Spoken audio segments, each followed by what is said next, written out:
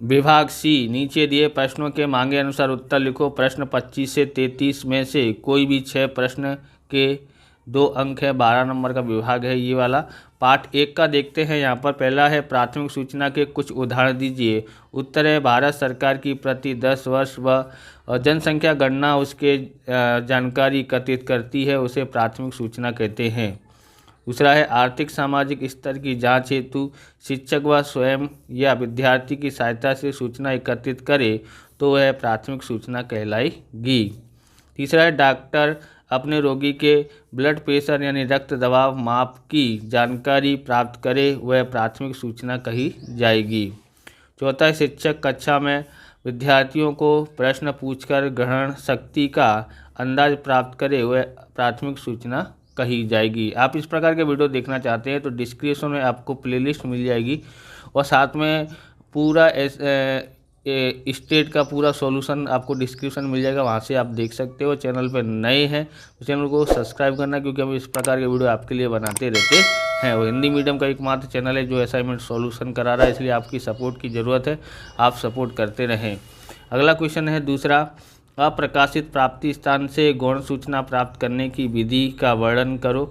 उत्तर है कुछ सूचनाएं अप्रकाशित होती है परंतु संस्थाएं अपने संदर्भ हेतु अपने कार्यालय में पंजीकृत रखती है। ऐसी सूचना प्रार्थना से अनुसंधानकर्ता या संशोधन संस्था संबंधित संस्थानों से प्राप्त करके उसको उपयोग में ले सकते हैं। उदाहरण जैसे कि सरकारी, अर्ध सरकारी, निजी या सार्वजनिक संस्थाएं के कार्यालय से अप्रकाशित सूचना प्राप्त कर सकते हैं। तीसरा है डाक द्वारा प्रश्नावली के दोष बताइए। उत्तर है जब उत्तरदाता अशिक्षित हो तथा उसके असहकार की भावना हो तब यह पद्धति अनुपयोगी सिद्ध होती है। कितनी बार उत्तरदाता से प्राप्त सूचना गलत होती है अथवा अधूरी या उत्तर दिए बिना ही प्रश्नावली गणक को वापस भेज दी जाती है। तीसरा है आलसी उत्तरदाता प्रश्नावली खो देते हैं या सूचना देने में विलंब करते हैं। चौथा है इस पद्धति में उत्तरदाता को सूचना की स्पष्टता दे सके या प्रश्नों का अर्थघटन करके सहायकभूत हों ऐसे व्यक्तियों की कमी रहती है, जिससे प्रश्नों का गलत अर्थघटन होने की पूरी संभावना रहती है। पांचवा देखते हैं, गणक द्वारा प्रश्नावली की पद्धति प्रत्यक्ष जांच के अति योग्य लक्षण रखती है, संक्षिप्त में समझाइए। उत्तर इस पद्धति में गणक स्वयं उत्तरदाता को प्रत्यक्ष रूप से मिलते हैं और प्रश्नों का उत्तर प्राप्त करते हैं। प्रश्नों के उत्तर गणक स्वयं अपने हस्ताक्षर द्वारा लिखते हैं। इस प्रकार पूर्व पद्धति और इस पद्धति में अंतर यह है कि उत्तरदाता को प्रश्नावली डाक द्वारा भेजी जाती है, जबकि यहाँ गणक स्वयं प्रश्नावली ले जाकर उत्तरदाता से प्रत्यक्ष मिलते हैं। यहाँ यदि गणक उत्साही, विनयी, प्रामाणिक, कार्यकुशल हो तो उत्तरदाता से प्रश्नों के अनुरूप योग्य उत्तर प्राप्त कर सकते हैं। इस प्रकार गणक द्वारा प्रश्नावली पद्धति प्रत्यक्ष जांच अति योग्य लक्षण रखती है। प्रश्नावली तैयार करना एक कला है, यह सिद्धांत समझिए। पेज नंबर 6 पे मिल जाएगा इसका उत्तर। पार्ट 2 देखते हैं। पार्ट 2 में हम लोग यहाँ पर द्विआयामी आकृति पर संक्षिप्त टिप्पणी लिखो। उत्तर है सूचना की मात्र संख्यात्मक रूप से बड़ी या विस्तृत हो तो एक आयामी चित्र का उपयोग नहीं किया जा सकता है। इस कठिनाई को दूर करने के लिए द्विआयामी आकृतियों का उपयोग प्रस्तुतिकरण की दृष्टि से अधिक उपयोगी हो सकता है। ऐसे चित्रों में लंबाई और चौड़ाई दोनों का माप ध्यान में लिए जाते हैं। यहाँ कुल मात्रा को आकृति के क्षेत्रफल जितना गिनकर चित्रों को रेखांकित किया जाता है। परिणाम स्वरूप इसमें वर्गाकार, आयत, वृत्तांत चित्रों का समावेश किया जाता है। ओके, अगला देखते हैं। दूसरा है एक आयामी आकृति अर्थात क्या, उसके नाम दीजिए। उत्तर है जब भी दी गई सूचना के किसी एक ही परिणाम को लक्ष्य में लेकर चित्र बनाया जाए तो उस आकृति को एक आयामी आकृति कहते हैं। एक आयामी आकृति निम्न है। पहला है स्तंभाकृति, दूसरा है बहुगुणी स्तंभाकृति, तीसरा है सरल विभाजित स्तंभाकृति, चौथा है प्रतिशत विभाजित स्तंभाकृति। तीसरा है कोष्ठक रचना के उपयोग बताइए। कोई दो तो ये पहला है, दी गई विस्तृत सूचना को व्यवस्थित, सरल व सटीक रूप से प्रस्तुत कर सकते हैं। दूसरा है, संबंधित अध्ययन हेतु जांच आदि आवश्यक सूचना का ही उपयोग होने से समय, शक्ति व खर्च में बचत होती है। तीसरा है, कोष्ठक रचना में सूचना का विश्लेषण सरल व सुगम बनता है। चौथा है, गुणात्मक सूचना का वर्गीकरण उचित उदाहरण सहित समझाइए। उत्तर है, गुणात्मक सूचना का वर्गीकरण के दो प्रकार हैं। पहला है सरल कोष्ठक, दूसरा बहुगुणी कोष्ठक। तीसरा है यहाँ पर पहला है सरल कोष्ठक को देखते हैं। एक लक्षण का उपयोग किया जाए तो उसे सरल सारणी कहते हैं या कोष्ठक कहते हैं। जैसे यहाँ पर दिया विवाहित स्तर, विवाहित और अविवाहित, व्यक्ति की संख्या 1500, 500, टोटल 2000। ओके, तो ये क्या था, एक ही लक्षण था। यहाँ पर देखो बहुगुणी कोष्ठक में दो या दो से अधिक लक्षणों का उपयोग किया जाए तो उसे बहुगुणी कोष्ठक कहते हैं। जैसे यहाँ पर दिया परिणाम उत्तीर्ण और अनुत्तीर्ण, तो ये हुए। लिंग में दिया लड़के और लड़कियाँ थे, यानी एक गुण ये है और ये दूसरा गुण लड़की का है, बराबर। यहाँ पर है उत्तीर्ण में 455 लड़के हैं, 4 लड़कियाँ हैं 325, और कुल दिए हो गए 780। अनुत्तीर्ण में लड़के हैं 105, लड़कियां हैं 55, 160 टोटल हुआ। लड़कों का टोटल 560, लड़कियों का 380 और इसका 940। ये बहुगुणी कोष्ठक है। पांचवा है, पास पास की स्तंभाकृति और विभाजित स्तंभाकृति कब बनाई जाती है। उत्तर है, जब विविध स्थान वस्तुओं के समय के लिए एक से अधिक लक्षणों की सूचना एकत्रित की गई हो, तब इस सूचना को आकृति दर्शाने के लिए पास पास की यानी बहुगुणी स्तंभाकृति का उपयोग किया जाता है। दी गई सूचना को अलग अलग विभागों में प्रस्तुत करने के लिए विभाजित स्तंभाकृति बनाई जाती है।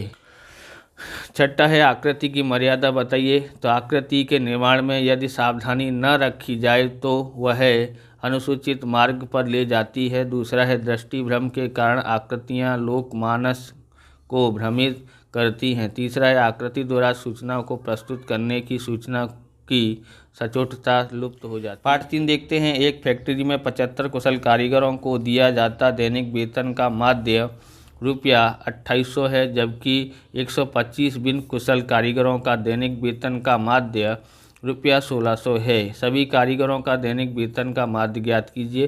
तो देखो यहाँ पर ये N1 हम लोग लेंगे 75, यहाँ N2 है और इसका माध्य दिया है 2800, यानी x⁴1 इसको लिया। ये हमारा N2 हो गया और इसका ये माध्य जो दिया है उसको x⁴2 लिख दिया है। मिश्र माध्य का सूत्र है x⁴c, N1 गुणा x⁴1 प्लस N2 गुणा x⁴2, N1 प्लस N2 बट्टे में आता है। तो यहाँ पर इसकी जगह पर देखो 75 लिखा, इसकी जगह पर 2800 लिखा और इसकी जगह पर हमने 125 लिखा, 160 लिखा है। इसकी जगह पर ये लिखा है, इसकी जगह पर ये लिखा है। इन दोनों का गुणा किया तो इतना आया है 2,10,000। इन दोनों का गुणा किया तो 2 लाख आया है। दोनों को जोड़ते हैं तो 200 हो जाता है, 200 से भाग देते हैं तो 2050 आता है। दूसरा है अवलोकन a-5, a+1, a+2, a-3 और a की मध्य का 10 है, तो a का मूल्य ज्ञात कीजिए। उत्तर है, चढ़ते क्रम में a-5 इसको लिखेंगे, a-3 लिखेंगे, फिर a आएगा, फिर a+1 और a+2, यानी पहले चढ़ते क्रम में लिखना है। मध्य का ज्ञात करना है तो m बराबर n+1 बट्टे में 2 वहाँ अवलोकन, तो n बराबर कितना है तो ये 1 2 3 4 5, इसलिए n बराबर 5 लिया, 5 + 1 बट्टे में 2 वहाँ अवलोकन, 5 और 1 6। ओके, यहाँ माध्य दिया हुआ था 10, इसलिए यहाँ पर 10 लिखा है।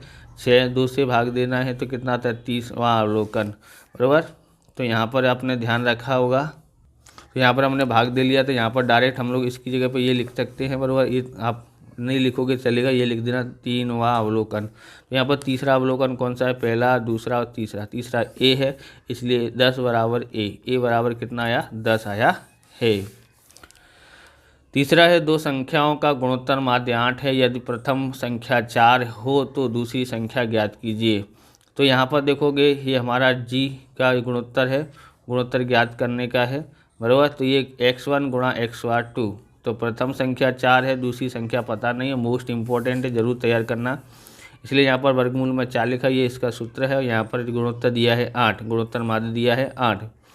अब इसका हम लोग क्या करेंगे, वर्ग कर देंगे दोनों साइड का, क्योंकि वर्गमूल हटाने के लिए दोनों साइड वर्ग करना पड़ेगा। वर्ग करेंगे तो ये इसका वर्ग हो जाता है 64, इसका वर्ग से वर्गमूल हट जाता है 4 गुणा x⁴ x2, ये इसके भाग में जाता है तो भाग देते हैं तो कितना आता है 16, यानी x2 कितना आता है 16 आता है।